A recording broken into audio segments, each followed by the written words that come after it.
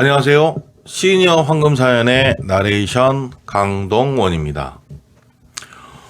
오늘은 조금은 재미있는 사연을 보내주신 구독자분이 계셔서 그분의 사연을 소개해 드리려고 합니다. 오늘 사연을 보내주신 분은 인천 송도에서 거주하시는 올해 70 되시는 김일권 할아버님의 사연인데요. 인천 송도의 고가의 주상복합 아파트에서 거주하시는 김일권 할아버님께서는 어느 날 갑자기 경기도 용인의 한 고급 실버타운으로 반강제로 쫓겨나셨다고 하시는데요. 겉으로 보면 그냥 재산이 많은 평범한 노인분이신데 왜 실버타운으로 쫓겨나셨는지 저도 궁금합니다. 또 이분의 사연은 남들과 다른 조금 특이한 과거의 전례가 있는데요. 자, 그럼 오늘 김일권 할아버님께서 보내주신 시니어 황금사연의 13번째 이야기 지금부터 시작하도록 하겠습니다. 안녕하세요. 저는 김일권입니다. 나이는 올해 70살이고요. 인천 연수구 송도국제도시 현대 스카이 주상복합 아파트 펜트하우스에서 살고 있습니다. 아니, 살고 있었습니다라고 해야 하는 게 맞겠네요. 지금은 그곳에 없으니까요. 그 집은 제가 5년 전에 사업이 한참 잘 나갈 때 분양받은 곳입니다. 지하 4층에 지상 50층짜리 건물의 꼭대기층, 거실 창문을 열면 인천 앞바다와 인천대교가 한눈에 내려다 보이는 집이었습니다. 낮에는 송도 센트럴파크의 물빛이 반짝이고 밤에는 인천대교의 방향으로 불빛이 쏟아지는 그 야경이 저는 참 좋았답니다. 아내는 7년 전쯤에 먼저 세상을 떠났습니다. 사이는 갑작스러운 심근경색이었죠. 평생 저를 내조하며 살다가 이렇게 호강 한번 못 해주고 못 간 사람입니다. 그 미안함이 지금도 가슴 한쪽에 남아있답니다. 자식은 딸 하나 수연이 뿐입니다. 외동딸이라 어릴 때부터 애지중지 키웠죠. 아내가 없는 집에 수연이가 들어와 살겠다고 했을 때 저는 솔직히 기뻤습니다. 딸이 곁에 있어준다는 게 노인한테는 얼마나 든든한 일인지 그때는 그냥 즐겁기만 했답니다. 수연이의 남편, 그러니까 제 사위 박동우는 그때 41였습니다. 중견 건설회사 임원을 하고 있었고 말도 잘하고 예의도 바른 친구였습니다. 저한테는 늘 공손했습니다. 밥상에서는 먼저 젓가락을 든 적이 없었고 말 한마디를 할 때도 아버님이라는 말을 빠뜨리지 않았죠. 저는 그걸 그 친구의 진심이라고 믿었습니다. 사람이 늙으면 보고 싶은 것만 보게 되나 봅니다. 아니면 제가 그만큼 딸을 믿었던 거일 수도 있고요. 제 재산이 얼마나 되냐고요? 굳이 다 밝힐 필요는 없지만 이 사연과 관련된 부분만큼은 말씀드려야 할 것 같습니다. 제가 소유하고 있는 이 송도의 펜트하우스 시세만 따져도 35억 원이 조금 넘습니다. 여기에 강남 역삼동에 상가 건물 하나 있고요. 경기도 양평에 땅 2필지, 그리고 여러 금융 자산까지 합치면 총 자산이 대략 한 120원 정도 될 것 같습니다. 겉으로 저는 무역업을 하는 평범한 사업가처럼 살았습니다. 명함에도 그렇게 적혀 있고 주변 사람들도 다들 그렇게 알고 있답니다. 하지만 제 진짜 이력은 그게 아닙니다. 저는 바로 전직 국정원 요원이었답니다. 국정원에서 일한 건 20대 중반부터 40대 초반까지였습니다. 약 15년 주로 경제안보 파트와 대북 정보 쪽을 담당했었습니다. 그 세계가 어떤 세계인지는 여기서 자세히 말씀드리기 어렵지만 한 가지는 말할 수 있습니다. 그 일을 15년 하고 나면 사람 보는 눈이 상당히 남다르답니다. 말 한마디, 눈빛 하나, 손짓 하나에 상대방이 지금 무엇을 숨기고 있는지 느껴지곤 한답니다. 훈련으로 몸에 밴 거죠. 저는 그걸 직업병이라 부릅니다. 퇴직 후에는 무역업으로 전업했습니다. 국정원 시절에 쌓은 네트워크가 사업에 꽤 도움이 됐고 운도 따라줬습니다. 50대에 이미 안정적인 자산을 갖게 됐고 이후에는 크게 무리하지 않고 살았습니다. 단 한 가지, 제가 국정원 출신이라는 사실은 가족에게도 말하지 않았답니다. 사업가 김일권으로 살았고 그렇게 알리고 싶었습니다. 아내조차도 제가 공무원 비슷한 일을 했다는 것 정도로만 알고 있었어요. 수연이는 아마 아버지가 젊을 때 외무부 관련 일을 했다고 막연히 알고 있을 겁니다. 박동훈도 마찬가지였습니다. 그는 저를 그냥 운 좋게 자산 불린 늙은 사업가로만 봤겠죠. 그게 나중에 그의 가장 큰 실수가 되었답니다. 사위가 처음부터 수상했냐고요? 사실 처음 1년은 정말 몰랐습니다. 아니, 눈치는 있었는데 믿고 싶지 않았던 것 같습니다. 딸이 고른 남자니까, 그리고 딸이 행복해 보이니까.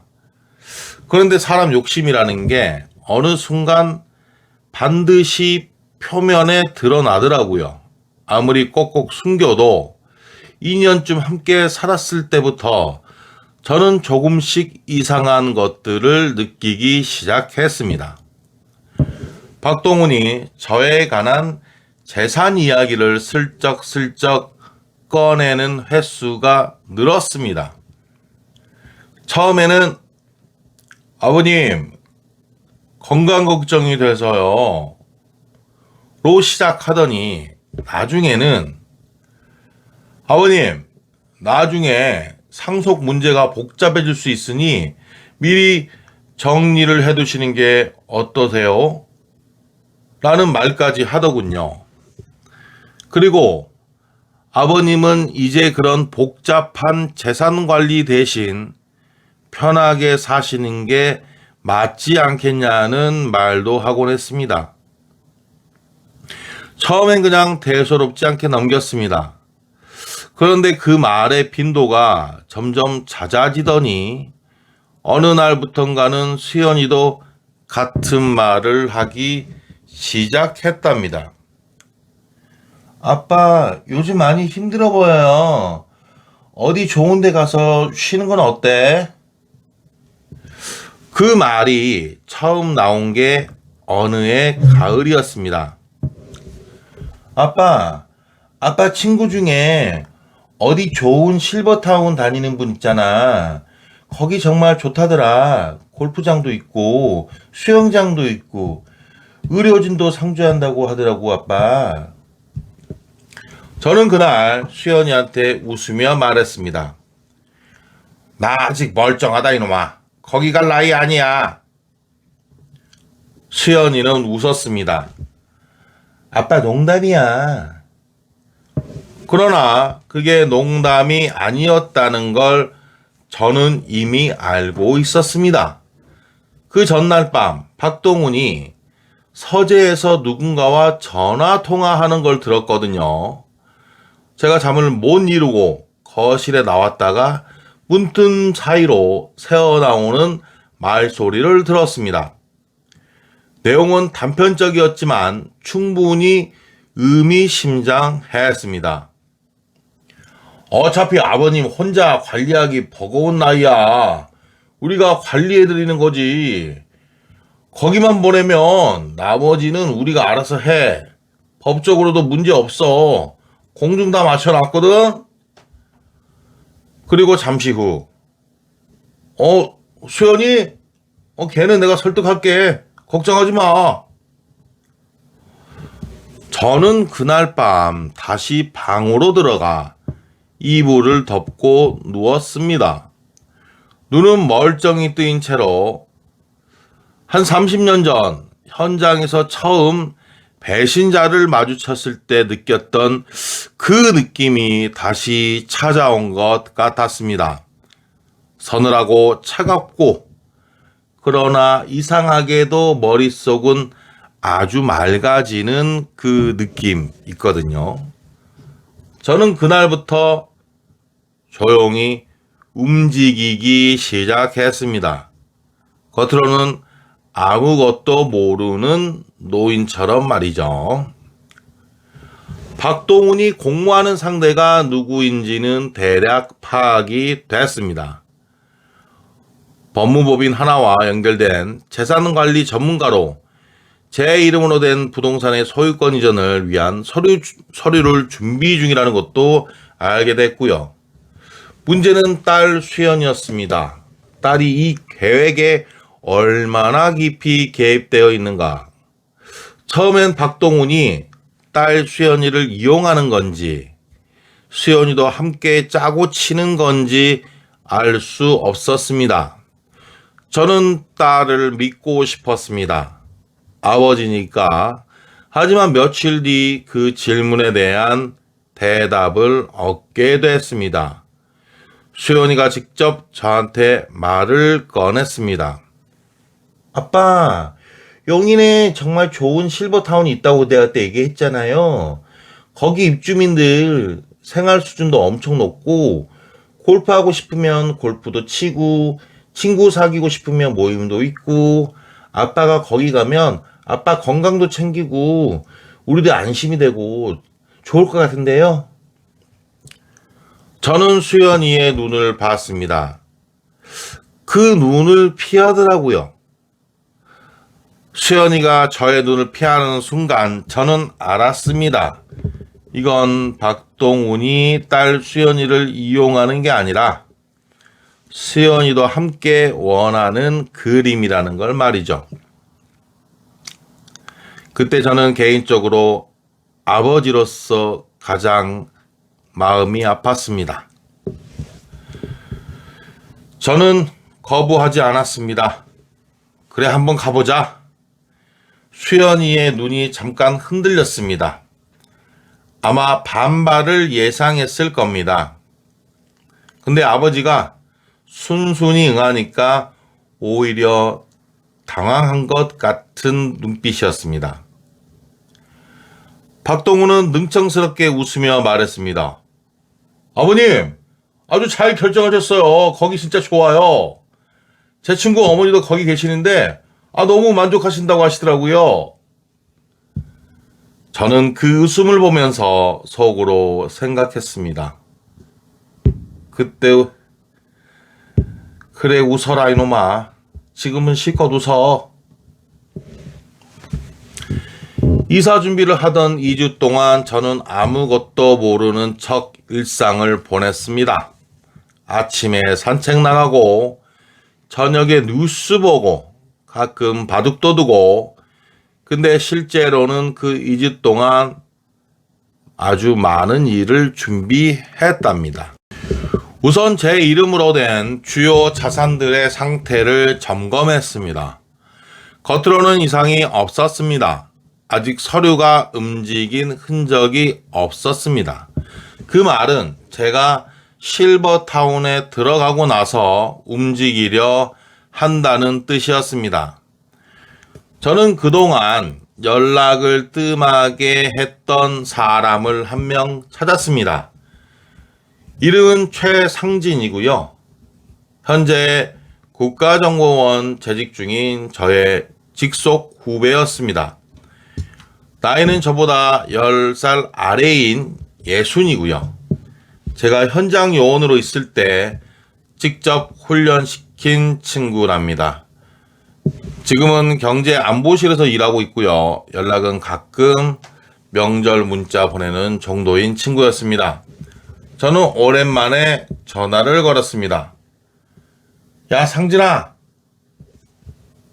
선배님, 오랜만이에요. 잘 지내셨어요? 응, 잘 지냈어. 그런데 내가 부탁이 하나 있어서. 선배님 말씀하세요. 저는 짧게 설명했습니다. 내 재산과 관련된 움직임이 있을 수 있으니 혹시 관련 법무법인 동향이나 부동산 서류 흐름에 이상한 게 있으면 알려달라고 했죠. 상진이는 잠깐 조용하더니 말했습니다. 선배님, 저도 사실 드릴 말씀이 있었습니다. 최상진의 말은 이랬습니다. 박동훈이 지난 몇 달간 접촉해온 법무법인 성광은 국정원이 예전부터 주시하던 곳이었습니다. 재산은닉, 위장증여, 가족 명의세탁 등에 관여한 전력이 있는 법인이었다고 합니다. 거기에 제 이름이 포함된 내부 문서가 오간 정황이 포착됐다는 겁니다.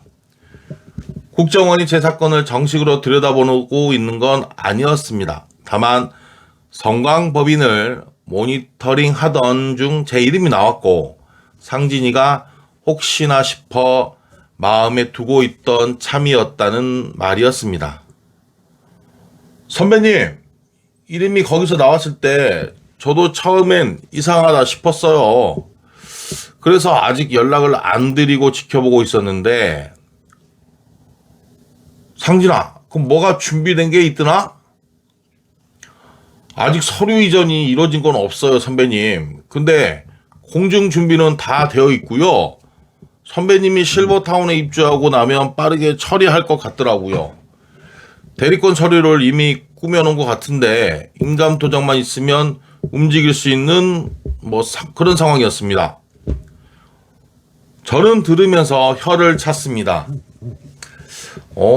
인감 도장, 그게 문제였구나.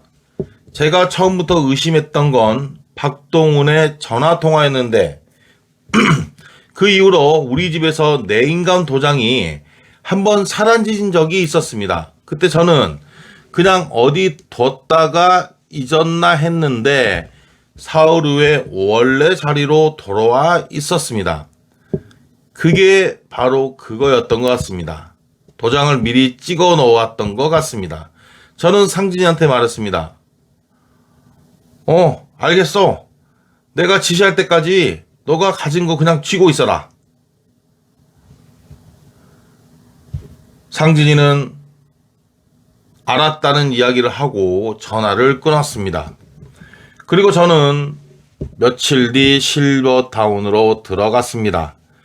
짐 5상자와 옷 몇 벌, 책 몇 권, 오래된 사진첩 하나를 챙기고 수연이가 차에 짐을 싣는 걸 도와줬습니다. 눈물을 글썽이던가요? 그게 진짜 눈물인지 아닌지는 저도 이제 알 수가 없었습니다. 아빠, 자주 올게.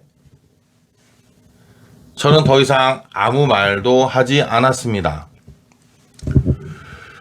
제가 머물고 있던 용인 고급 실버타운의 이름은 그린파크 레지던스였습니다. 시설은 좋았습니다. 그건 인정합니다.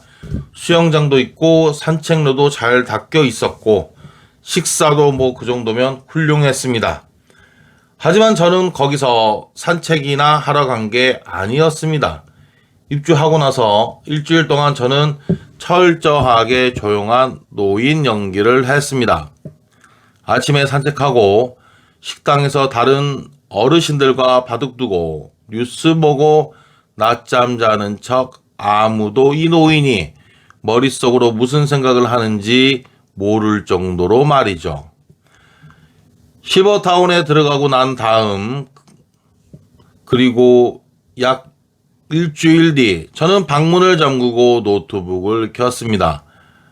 박동훈이 모르는 게 있었습니다. 저는 이미 입주 전에 제 주요 자산들에 대한 처리를 일부 진행해 두었답니다. 송도 펜트하우스는 명의 이전이 불가능하도록 근저당권 설정을 바꿔뒀고 역삼동 상가 건물은 제 처남 이름으로 일시 신탁 계약을 맺어뒀답니다. 금융 계좌들도 접근 코드를 전부 바꾸고 일부는 해외 계좌로 분산시켜 두었죠. 박동훈이 아무리 인감 도장을 찍어놨어도 움직이려면 반드시 막힐 수밖에 없도록 철저하게 만들어 놓았답니다.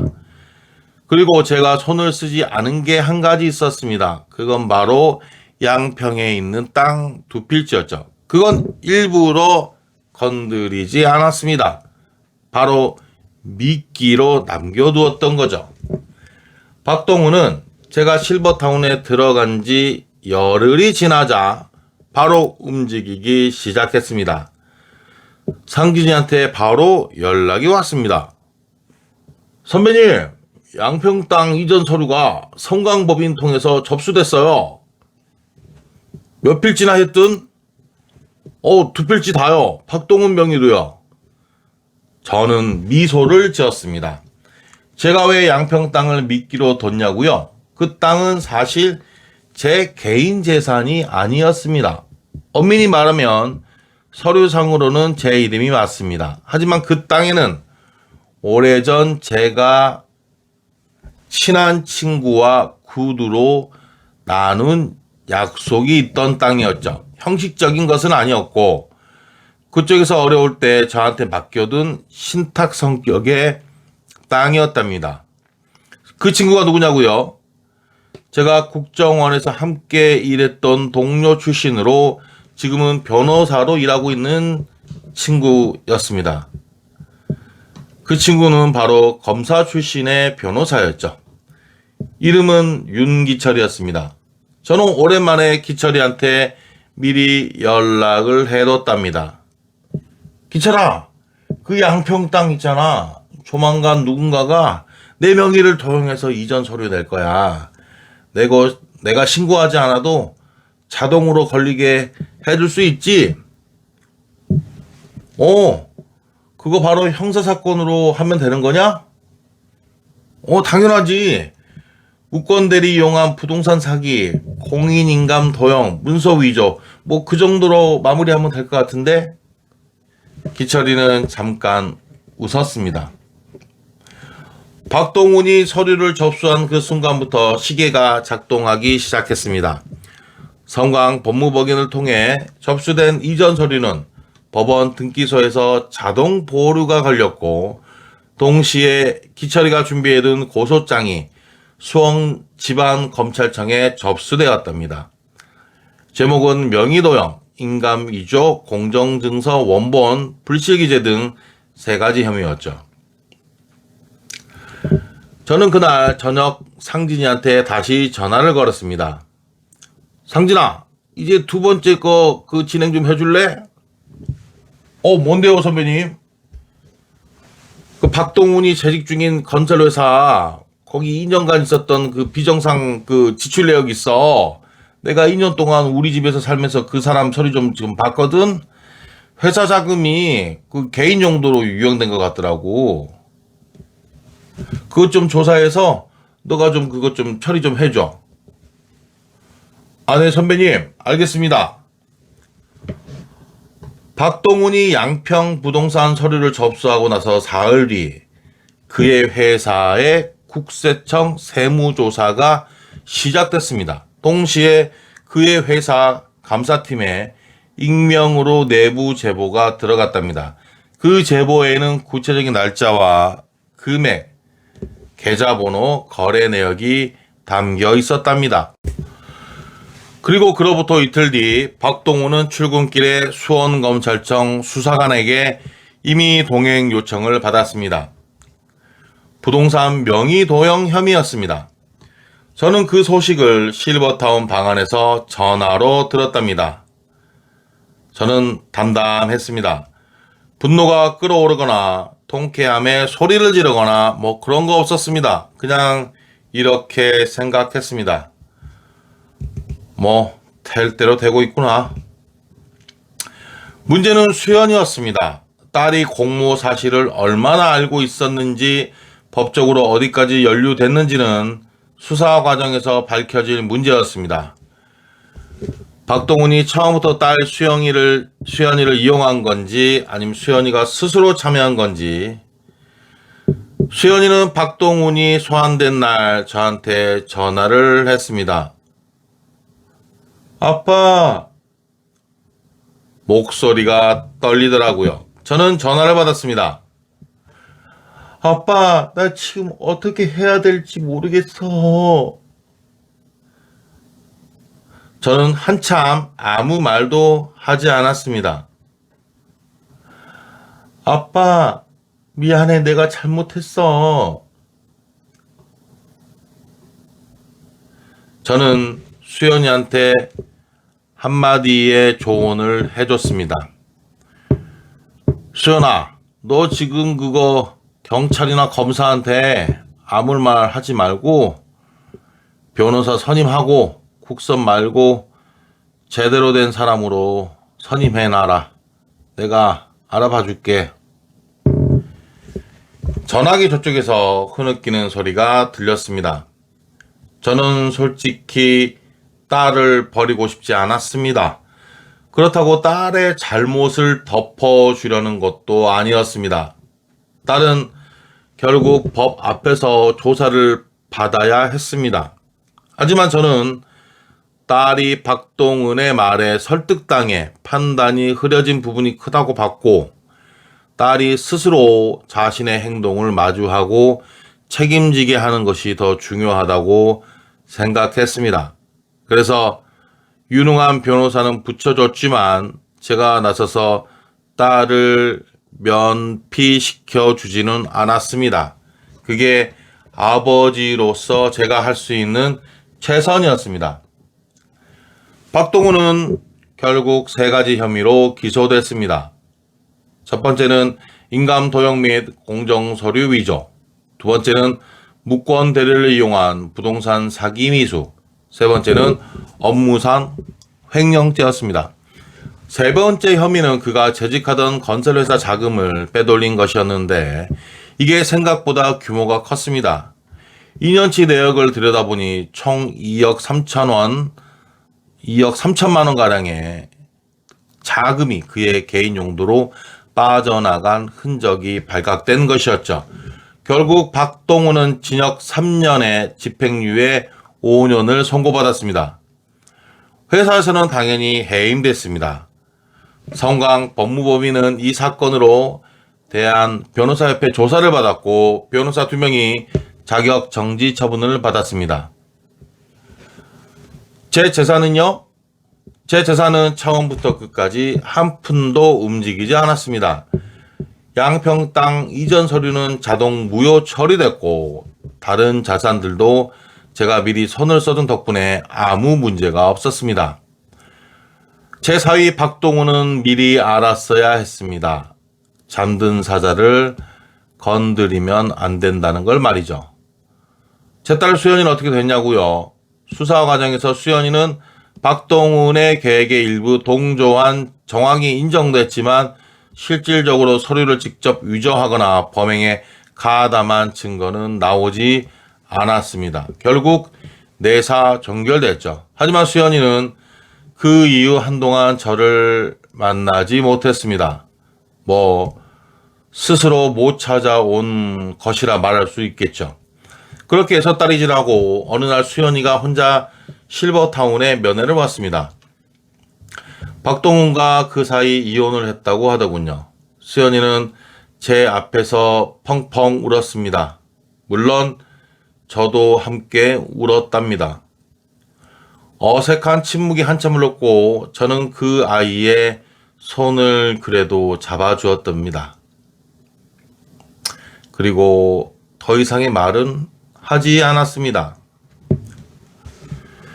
최근에 저는 다시 송도 펜트하우스로 들어왔답니다.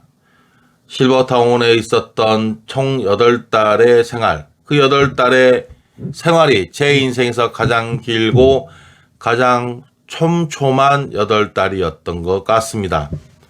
저는 그 기간 동안 단 하루도 허투루 보내지 않았습니다.